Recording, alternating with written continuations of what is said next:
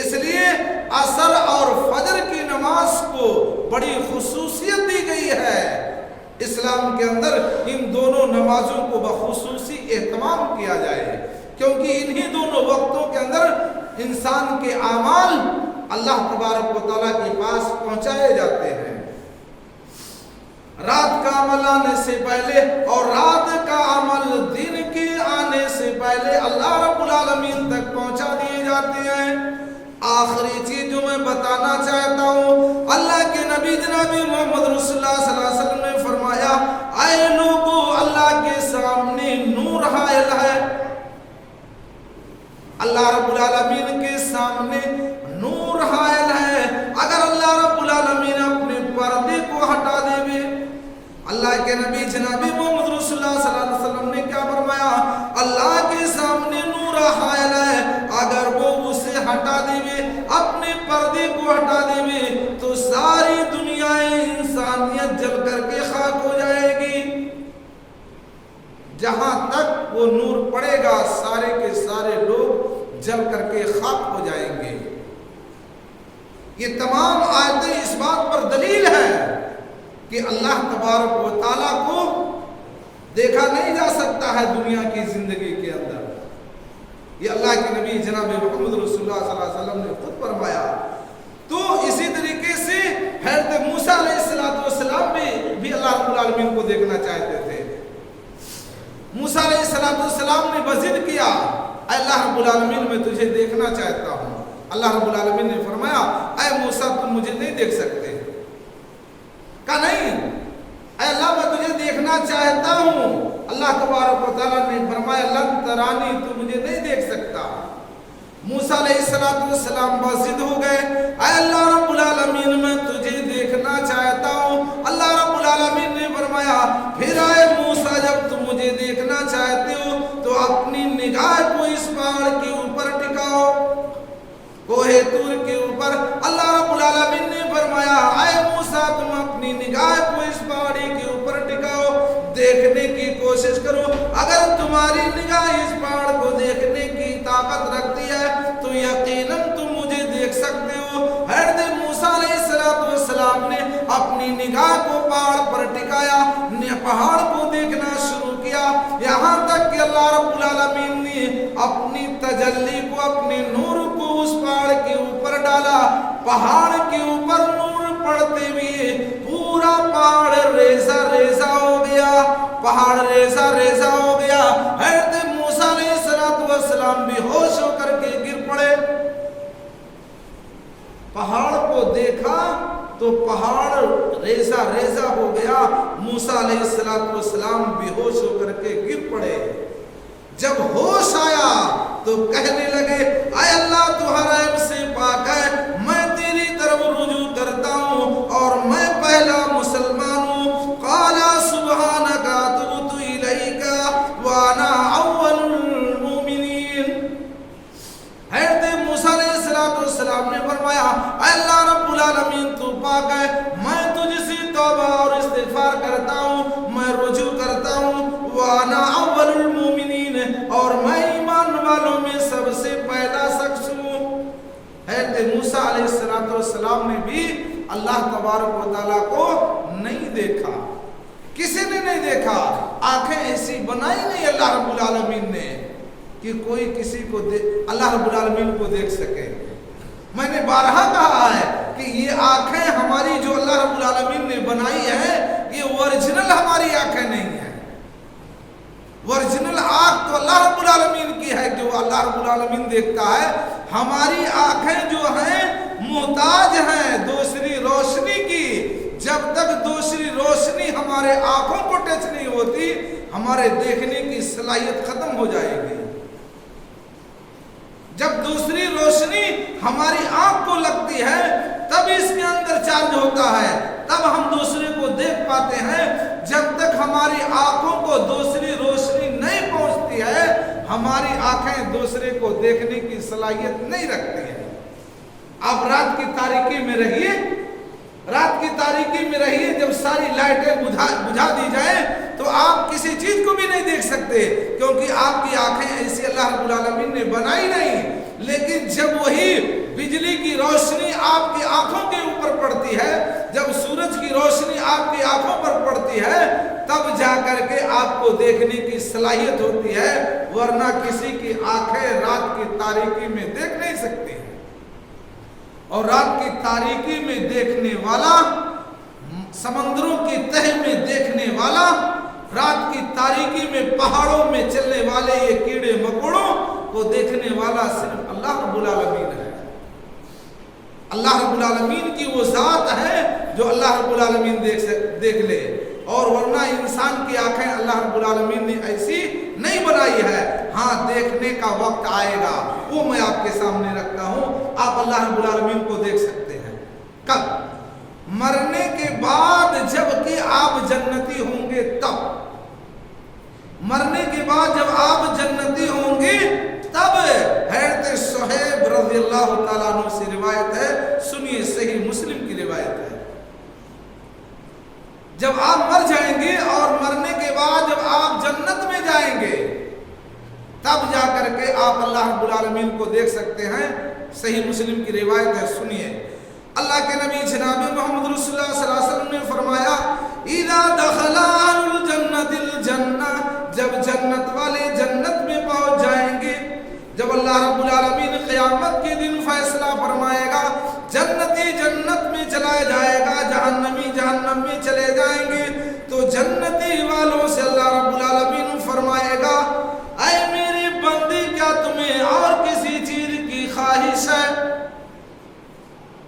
अल्लाह रब्बुल आलमीन पूछेगा अहले जन्नत से, जन्नतियों से सवाल करेगा, ऐ मेरे बंदे, बता तुझे जन्नत के अंदर और किसी चीज की ख्वाहिश है?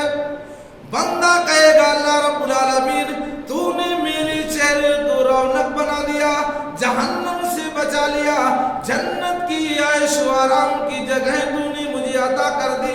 ऐ अल्लाह रब्बुल आलमीन, इससे बेहतर चीज और क्या हो सकती है? इससे बेहतरीन मामला और क्या हो सकता है?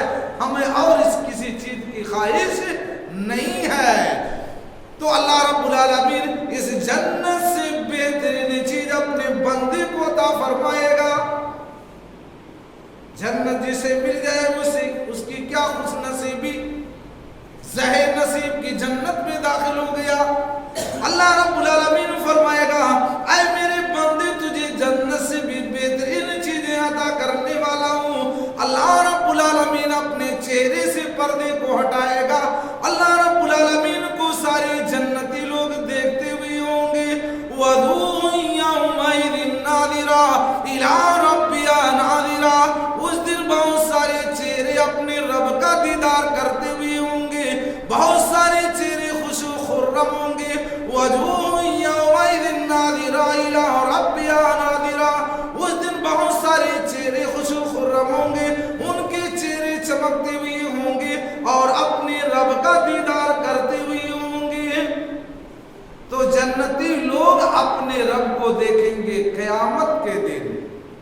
अल्लाह रब्बुल आलमीन अपना दीदार करवाएगा जन्नतियों को क़यामत के दिन। अल्लाह रब्बुल आलमीन जबकि जन्नती जन्नत में पहुंच जाएंगे, आखिरी दीदार अल्लाह रब्बुल आलमीन का होगा। अल्लाह रब्बुल आलमीन को देखने के बाद फिर जन्नतियों को किसी चीज की ख्वाहिश नहीं होगी अल्लाह रब्बुल आलमीन को देखने के बाद। लेकिन बहरहाल दुनिया के अंदर अल्लाह रब्बुल आलमीन को देखा नहीं जा सकता है, चाहे वो नबी हो, रसूल हो, पैगंबर हो।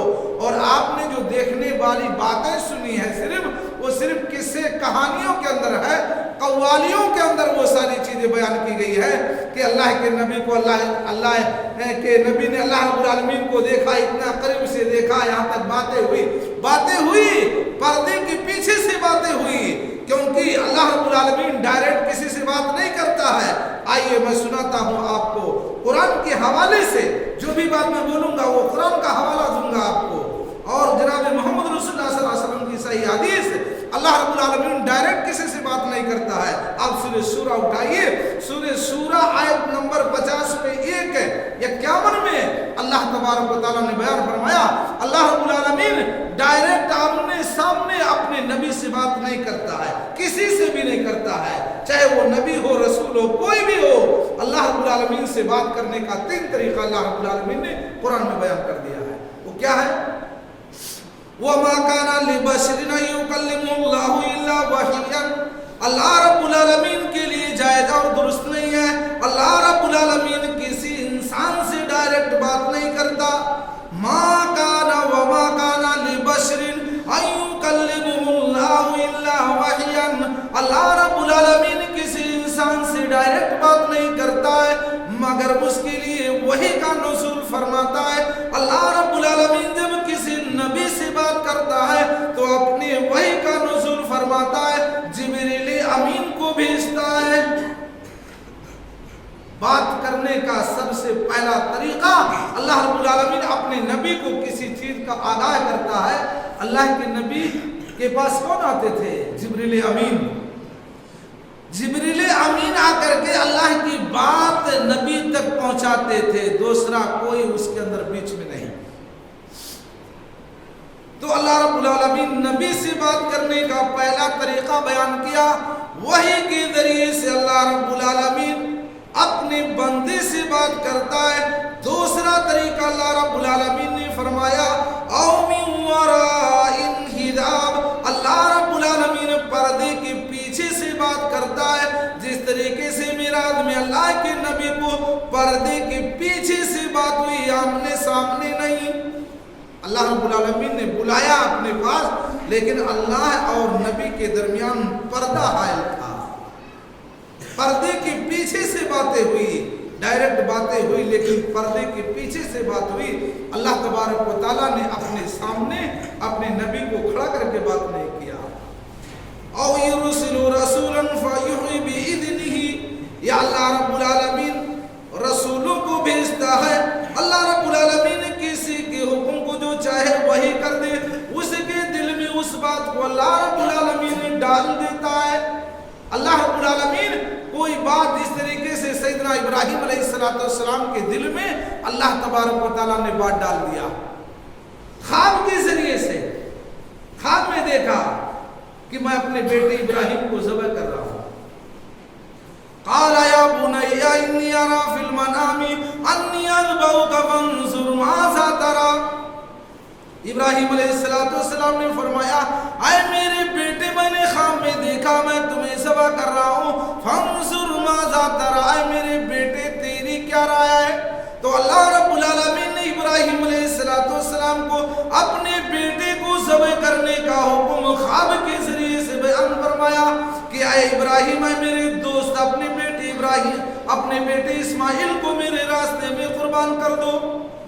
تو یہ 3 طریقہ ہے اللہ تبارک و تعالیٰ اپنے بندے سے بات کرنے کا، ایک تو وحی کے ذریعے سے، دوسرا پردے کے پیچھے سے، اور تیسرا خواب کے ذریعے سے اللہ تبارک و تعالیٰ اپنے بندے سے بات کرتا ہے۔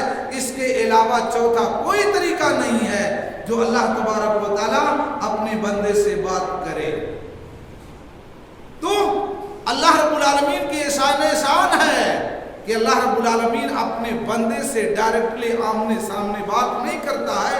اس کے علاوہ یہ تھی باتیں جو میں نے قرآن اور حدیث سے آپ کے سامنے رکھی۔ اب چند باتیں معراج کے تعلق سے میں آپ کے سامنے رکھتا ہوں کہ اللہ کے نبی جناب محمد رسول اللہ صلی اللہ علیہ وسلم کو پھر وہاں سے سدرۃ المنتہا سے جنت المأویٰ سے آپ کو جنت کی سیر کرائی گئی، جنت کی سیر کرائی گئی۔ جنت میں آپ گئے گھومنے دیکھنے بہت ساری چیزوں کو۔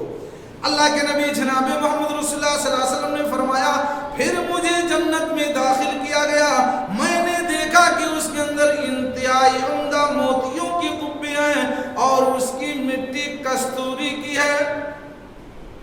اللہ کے نبی نے فرمایا کہ میں جنت میں سیر کر رہا تھا، یہاں تک کہ اسی درمیان ایک نہر کے اوپر سے میرا گزر ہوا، جس نہر کے دونوں کناروں پر عمدہ موتیوں کی قبے لگے ہوئے تھے۔ جنت میں سیر کر رہے تھے، دیکھا ایک خوبصورت نہر ہے، نہر کے دونوں کناروں پر موتیوں کے قبے لگے ہوئے تھے، اور وہ پانی اتنا سفید تھا کہ دودھ दूध के जैसा और मीठा, शहद से भी ज्यादा मीठा था वो पानी। अल्लाह के नबी ने जिब्रील अमीन से पूछा, ऐ जिब्रील अमीन ये कौन सी नहर है? अल्लाह के नबी जिब्रील अमीन ने जनाब मोहम्मद रसूलुल्लाह सल्लल्लाहु अलैहि वसल्लम ने फरमाया, अल्लाह के नबी ये हौज़े कौसर है, ये हौज़े कौसर है जिसको अल्लाह तबारक व तआला ने आपको अता फरमाया है, लेकिन अभी नहीं, मरने के बाद अल्लाह रब्बुल आलमीन आपको ये नहर आपको अता फरमाया है, जन्नत में आपको मिलेगी ये, और आपकी उम्मत इसी नहर से पानी पिएगी, और आपकी उम्मत में से जो भी आदमी इस नहर से आपके हाथों से ये घूंट पानी पी लेगा, जब तक फैसला नहीं हो जाएगा जन्नतियों और जहन्नमियों के दरमियान, उस वक्त तक प्यास नहीं लगेगी। अल्लाह के नबी ने फरमाया, मैंने अपना हाथ उस नहर के ऊपर मारा तो उसकी मिट्टी कस्तूरी की जैसे महक रही थी। अल्लाह के नबी जनाब मोहम्मद रसूलुल्लाह सल्लल्लाहु अलैहि वसल्लम को अल्लाह तबारक व तआला ने अता फरमाया। बहुत सारी चीजें अल्लाह के नबी को उसमें जन्नत के अंदर सैर कराया गया, बहुत सारी चीजें अल्लाह के नबी ने जन्नत के अंदर देखा, यहाँ तक कि अल्लाह के नबी जनाब मोहम्मद रसूलुल्लाह सल्लल्लाहु अलैहि वसल्लम ने फरमाया कि मुझे और ऊपर ले जाया गया, जहाँ की कलमों की आवाजें आ रही थी, कलम चलने की आवाज आ रही थी, कलमे चलने की आवाज आ रही थी, जहां फरिश्ते अल्लाह रब्बुल आलमीन की अहकामात को लिख रहे थे अपने हाथों से, वो कलमों के चलने की आवाज मेरे कानों तक आ रही थी, जहां फरिश्ते अल्लाह रब्बुल आलमीन के फैसले और अहकामात को लिख रहे थे। यहाँ तक कि अल्लाह के नबी वहां तक पहुंचे, जिब्रील अमीन ने आपको जन्नत और जहन्नम का नजारा कराया। ये खुतबे बयान करने के लिए कई जुमे की जरूरत है, बहरहाल उसमें से चंद एक बातें मैं आपके सामने रखता हूँ। आपने जब जन्नत के अंदर आप जब सैर कर रहे थे तो इतने में क्या देखा, हज़रत बिलाल रज़ियल्लाहु तआला अन्हु की चलने की आवाज सुनी। हज़रत बिलाल रज़ियल्लाहु तआला अन्हु काले कलूटे बदसूरत गुलाम, देखा उनके चलने की आवाज जन्नत के अंदर आवाज़ें आ रही है। अल्लाह के नबी ने पूछा, जिब्रील अमीन ये किसकी आवाज है? कहा जिब्रील, अल्लाह के नबी ये हज़रत बिलाल रज़ियल्लाहु तआला अन्हु की चलने की आवाज है, उनके खड़ाओं की, उनके पैरों के चलने की आवाज जन्नत में महसूस की जा रही है। और हज़रत बिलाल कहा, दुनिया के अंदर अभी मौत नहीं हुई है। ये वो आमाल थे सहाबे किराम के, जिनकी दुनिया की जिंदगी में अल्लाह रब्बुल आलमीन ने उन्हें नबी करीम सल्लल्लाहु अलैहि वसल्लम को जन्नत में उनके ठिकाने दिखा दिए। और गए देखा ये खूबसूरत ऐसा महल जो सोने के महलों तैयार किए गए थे, सोने और मोतियों से बने हुए इतना खूबसूरत महल।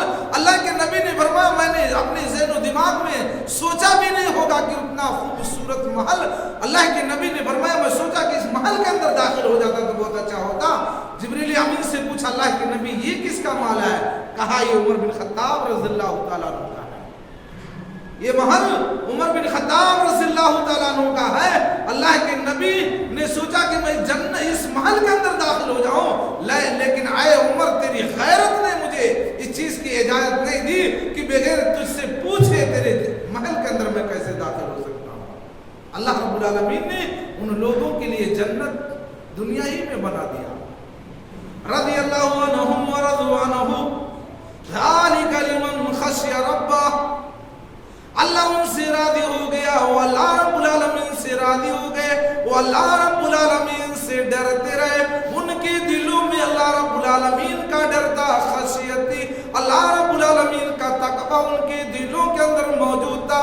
अल्लाह रब्बुल आलमीन ने उनकी जिंदगी के अंदर जन्नत तैयार कर दिया, जन्नत के अंदर उनके महलों को तैयार कर दिया उनकी जिंदगियों के अंदर ही। तो हमें भी ऐसा कोई कारनामा अंजाम देना चाहिए। हमें तो पूरे दुनिया पड़ी है, हमें दुनिया होना चाहिए। और कितने ऐसे लोग हैं जो नबी और सहाबे किराम को गालियां देते हैं बेचारे। आइए मैं एक वाकया आपके सामने ईमान का रखता हूं कि ईमान वाला आदमी मौत से कभी नहीं घबराता। इसी मेराज का वाकये के ताल्लुक से ही है। मेरी माँ और बहनें, बिलखुसूस ये वाकया आप लोगों के लिए है या सारे लोगों के लिए हो सकता है। ये चीज जब ईमान रहता है तो मौत सामने हो तो कभी भी आदमी डरता नहीं है। ईमान है तो सब ایمان نہیں पूरी दुनिया तुम्हारे कदमों के नीचे आ जाए, सब बेकार है। अल्लाह के नबी जनाब मोहम्मद रसूलुल्लाह सल्लल्लाहु अलैहि वसल्लम को जब जन्नत का सैर कराया जा रहा था, जन्नत के अंदर आप घूम रहे थे, अल्लाह के नबी ने बहुत उम्दा खुशबू महसूस किया। अल्लाह के नबी ने बहुत उम्दा खुशबू महसूस किया। जिब्रील अमीन से पूछा, आए जिब्रील अमीन बताओ ये बेहतरीन खुशबू जन्नत के अंदर कहां से आ रही है? जिब्रील अमीन ने फरमाया, आए अल्लाह के नबी जनाब मोहम्मद रसूलुल्लाह सल्लल्लाहु अलैहि वसल्लम, ये बिनते फिरौन की गुलाम लौंडी थी, ये बिनते फिरौन की घर में एक नौकरानी काम करने वाली थी, जिसकी खुशबू उसके बाल बच्चों की खुशबू आप महसूस कर रहे हैं। अल्लाह के नबी ने फरमाया, आए जिब्रील अमीन इसका किस्सा क्या है?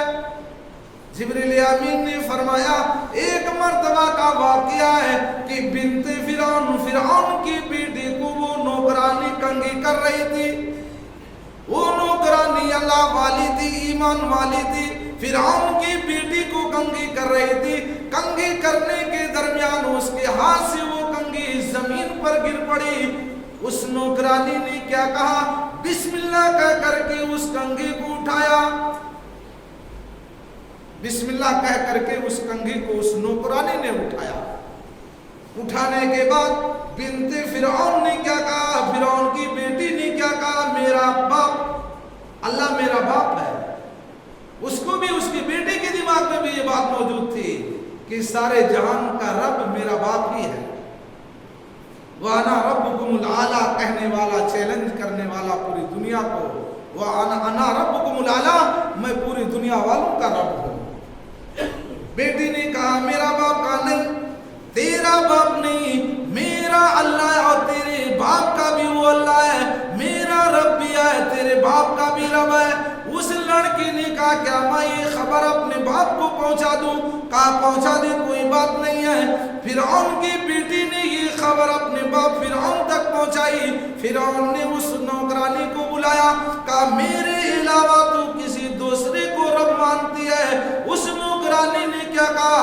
हाँ मैं अल्लाह रब्बुल आलमीन को मानती हूँ, जो मेरा रब भी और तुम्हारा रब भी है, और सारे जान का पालने वाला अल्लाह रब्बुल आलमीन है, जो सारी कायनात का मालिक है, जो तेरा भी मालिक है, मेरा भी मालिक है, पूरी दुनिया का चलाने वाला अल्लाह रब्बुल आलमीन है। इतना कहना था कि फिरौन ने हुक्म दिया, अपने नौकरों और चाकरों को हुक्म दिया कि इस औरत के लिए एक डेग तैयार किया जाए।